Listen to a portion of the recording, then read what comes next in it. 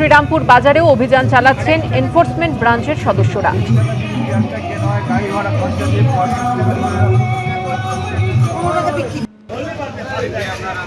বর্ষার মধ্যে প্রতিনিয়ত লাফিয়ে লাফিয়ে বাড়ছে সবজির দাম। দাম বাড়ার কারণ খতিয়ে দেখতে খুচরো পাইকারি বাজারে হানা দিল গাইঘাটা থানার পুলিশ।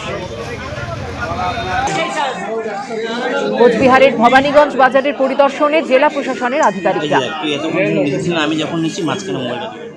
বাজারে সাধারণ মানুষের প্রত্যেক দিনেরই আসা যাওয়া এবং সেই বাজারেই কিন্তু ইতিমধ্যে কলকাতা পুলিশের এনফোর্সমেন্ট ব্রাঞ্চের তরফ থেকে, স্থানীয় পুলিশের তরফ থেকে, তাদের তরফ থেকে এই সার্ভে করা হচ্ছে। আমরা দেখতে পাচ্ছি যে কলকাতা পুলিশের যারা অফিসাররা তারা বলছেন সারা বাজারে যেন প্রত্যেকটি দোকানে, প্রত্যেকটি আনাজের ক্ষেত্রে বা সবজির ক্ষেত্রে কিন্তু দামের যেন যাতে হেরফের না হয় এবং তাতে সাধারণ মানুষের সমস্যা হতে পারে। মূলত আপনারা কি করছেন আজকে বাজারে?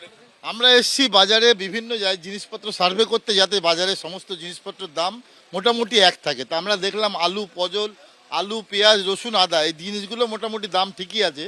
কিছু কাঁচামাল যেগুলো রোজ আমদানি হয়, যেমন কাঁচা লঙ্কা, ফুলকপি, বেগুন, এই দামগুলো 10-20 টাকা একটু হ্যারি করছে। তা আমি ওনাদেরকে বলে গেলাম যাতে সবার দামটা একই থাকে। আজকে সমস্ত কলকাতা মার্কেটে, মানিকতলা মার্কেট, কোলে market, Hatibagan market, lake market, Gariahat market, সমস্ত জায়গায় আমাদের টিম বেরিয়ে। আপনারা এই শ্যামবাজার মার্কেট সুপিরিয়র অফিসাররা রাস্তায় আছেন। কথা বললাম পুলিশের সঙ্গে এবং এনফোর্সমেন্ট ব্রাঞ্চ ছাড়াও স্থানীয় থানা এবং অন্যান্য আধিকারিকরা তারা মিলে কিন্তু কলকাতার সমস্ত মার্কেটে এই সার্ভে শুরু হলো। ক্যামেরায় অভিজিৎ দত্তর সাথে আবির দত্ত, এবিপি আনন্দ, কলকাতা।